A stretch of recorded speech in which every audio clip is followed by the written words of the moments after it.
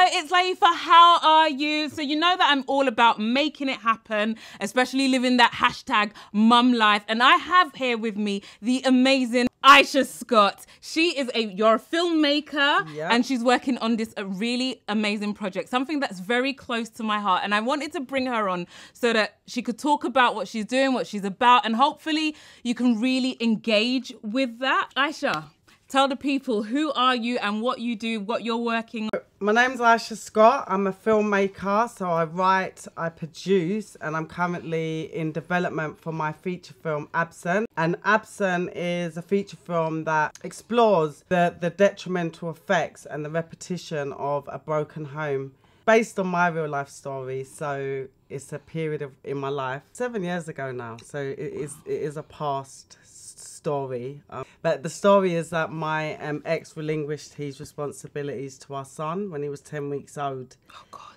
And I already had a daughter, and her dad, when we separated, he was fine. He was very active, very hands-on, very involved. So I never really looked at myself as a single mum. I know it sounds strange, but I was just, he was there, doctor's appointment, school. But then when my son's father just was completely absent, it was a completely different thing. It was heart-wrenching. It was a man I was with for 5 years. Oh God. So I know they have this stereotype and this perception that women who are single mothers, they go with the wrong men. He was a great guy. He had all the boxes ticked for an amazing dad. Yeah, so we went through that breakdown, and it lasted around 4 years, where it was absent and then inconsistent parenting. When he did try to get back in after long periods of time, I would sort of still be angry. So I'd be cussing him out like deadbeat. No, but you have to be real. Yeah. And so I was very angry. So I was sort of trying to get him to be involved, and that created a lot of conflict. But I think the biggest thing for me was the stigmas. Yeah.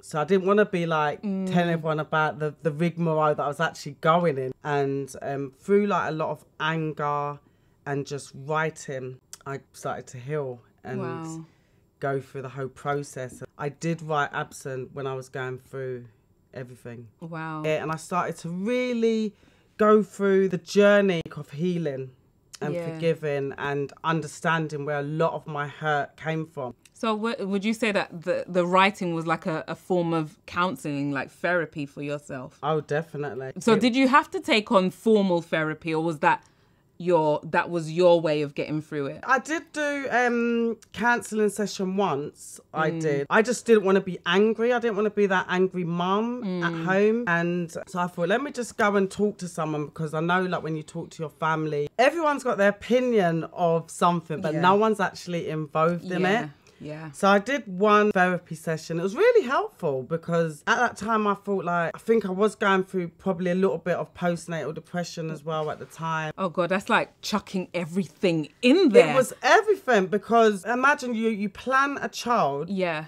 With this man you've been with for 5 years. Like, yeah, you have your little differences, but it was a great relationship, because he was a good guy. So it was so much that I had gone through at the time. So that was when I made the decision to do the therapy, the counselling session. And it was really helpful. And she was like, look, you don't need these sessions. You're just angry.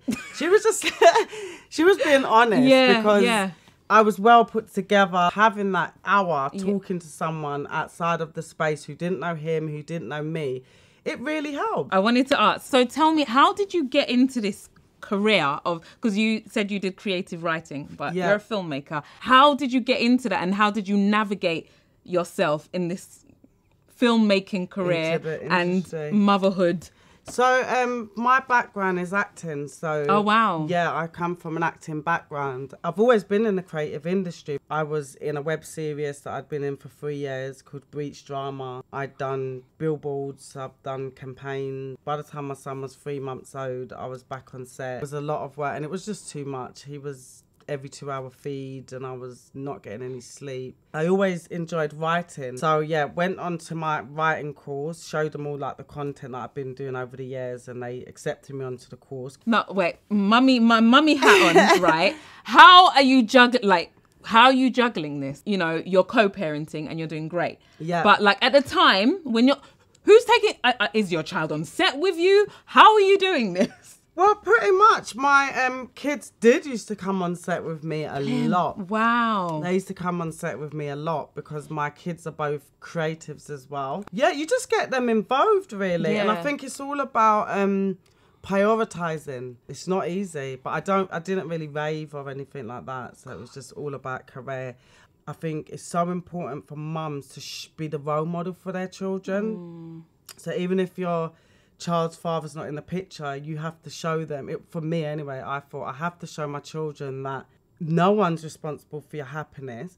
Wow. For one, and for two, I can still live a life and I can still create something amazing for you guys without the father in the picture. Yeah. Even though it shouldn't be that way, but that's what I wanted them to see. I didn't want them to see me angry and this bitter person. So let's talk about the film Absent. Is it a call to action? What would you say the film, what's the purpose, the objective of the film? I think it's definitely a call to action. I think it's a voice for mothers. It's a story that's been told from a female perspective. So we've had our films with similar themes such as Baby Father. Yeah. We had Baby Boy a few years ago. And we've had a few films told from a male perspective. And I think it has kind of stigmatised a single mum. For me, that was important to give women a voice first and foremost. Well, secondly, with Absent, it explores the dynamics of absent parenting. So it's not a film, it's not your kitchen sink drama where it's just sort of knocking on about absent fathers. It goes a bit deeper than that. So it's more about the psychological effects. It's about the impact. I did a lot of research on what was out there and I was quite annoyed with a lot of the content that was already out there because I felt it wasn't really fair as well to single mothers. It painted us in a really horrible light. Tyler Perry also done the Single Mums Club. I don't know if you've seen that one. I've never seen it. No.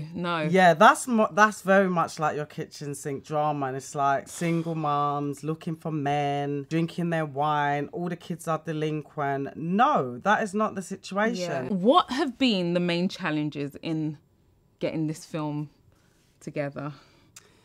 The main challenges, definitely financing. Yeah, getting the finances together. Because effectively, any funding you get, you're going to have to give away a certain percentage and a certain ownership. But it's when it comes to things like taking away your voice, I think that's when you kind of step back and think, okay, no, I'll wait.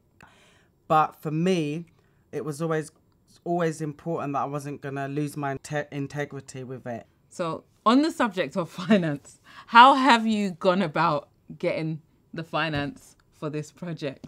So this year now, we're currently doing our crowdfunding campaign. So Indigo, it's on Indiegogo. So you go to indiegogo.com. I'll leave links in the description box. Okay, yeah. And then you type in Absent, the cycle of a broken home. And even if it's £1, £5, or you simply just want to share our campaign, it's just getting the word out. It's not our only source of getting the finances. It's just a platform we're using, and we also want to bring awareness, and it's a great way to bring awareness to your project. And every single pound that we raise will go back into the production. Good. Okay, am I allowed to ask about the stars on this film? So we've got Tiana Benjamin. So she used to play Chelsea Fox in EastEnders for many years. I loved her. Yeah, she was amazing. So she's playing effectively me. And we've got Kayode Akanyemi. He's an emerging talent. Okay. So he's done a lot of shorts. We've also got Kojo, the comedian. Oh, I love him. Yeah, so Kojo's playing our absent father, Marcus. Oh, I love him. And he's going to bring a comical aspect of the movie because it's quite a dark subject matter. So he'll be bringing the comical side to it. We've got Aaron Fontaine. He worked in Hollyoaks for many years. Oh, wow. Angela Winter as well. This is good. This is good. Yeah. All right, so we've got a short bullet round. Okay. It's just absolute random questions. Fire away. But because a lot of my audience are into hair. And we black. And I feel like it's an integral part of being a woman, especially a black woman. Yeah. And my phone is going off. So I'm going to ask you some random questions. That's fine. About just hair and beauty and life, I suppose. It's only 8 anyway. Yeah, that's fine. So first question, is there going to be any natural hair on this film? Wow, I'm joking. Thank God for asking, but all the black actresses are going to be sporting their natural hair. Amazing. Amazing. And that was from when I first wrote the script. It was so important because when I initially wrote the script, I went through my hair journey. Wow. So I'm wearing pieces today, but my hair is natural. So natural for 5 years. Amazing. And it's so important. It is, yeah, because people want to see representation and all that. So we need to be stripped bare, and our stories, people need to be able to say, okay, just see you for who you are, and it's for our children as well. Like, we need representations of ourselves. They did it in Black Panther the other day. I was so like, wow. Amazed. I loved movie. It. Okay, next question. Wigs or weaves? Wigs or weave? For me? Yeah, for you. Weaves. Really? Yeah. Oh, wow. Weaves. To be fair, this is the second weave that I've worn in about 4 years. Oh, so I wear plaits and Senegalese twists and stuff like that. But I haven't actually done it straight. Oh, wow. But I just kind of wanted something a bit different. And I just needed something quick and easy. Yeah. And the plaits, to be fair, was kind of pulling on my hair. Okay, so next question. Heels or flats? Oh, I'm a heels girl. Good. I am heels all the way. And because we're British, tea or coffee? Coffee. Really? And I think it's the industry, because I used to love my tea, and then suddenly I'm like ordering cappuccino, Americano. I'm like, when did I like coffee? When did I get into it? I don't even know. I just drink it all the time now because I need to stay awake. I like that. Okay. Makeup, lips, bold or nudes? Bold. Yo, yeah, I can see that on you. Bold. I'm like pink, red. I'm I'm out there in my lipstick. Cool. Twist out or blowouts when you've got your hair out? Twist out. Really? Yes. Twist out. I don't really like messing with the heat in my hair. Good. With the blow dry and stuff. I just prefer to wash it, twist it, braid out. Yeah. Cool. And what was the last book you read? The last book that I read was... What was the last book that I read? I don't know. The last book that I read... I'm not a reader. You should have said the last book. You should have said the last book. Right, to be fair, I can't...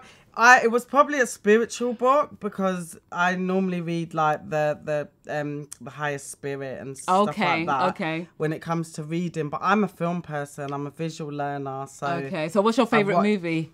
My favorite movie is one of my favorite movies is Pursuit to Happiness.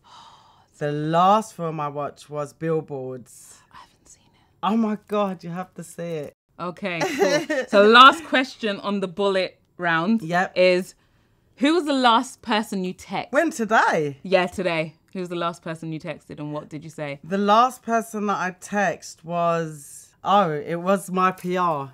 Yeah, it was my PR. She said she was going to come along today, so she couldn't make it. So I was like, oh, that's fine. I'll let you know how it went. Okay, there you go. There you have it. That's it. Okay. Thank you so much for watching this video. If you liked it, please do give me a thumbs up. Thank you so much, Aysha, for coming and spending... Thanks for having me. Thank you. Thank you so much. And if you've made it to the end of the video and you haven't subscribed, you're rude. So make sure you subscribe. I usually make hair videos as well as sit down chatty videos like this. I make weekly family vlogs. You get to see a bit of me and my family. So if that sounds right up your street, hit the subscribe button. And until my next video, think smart, work hard, make it happen. Bye. Bye.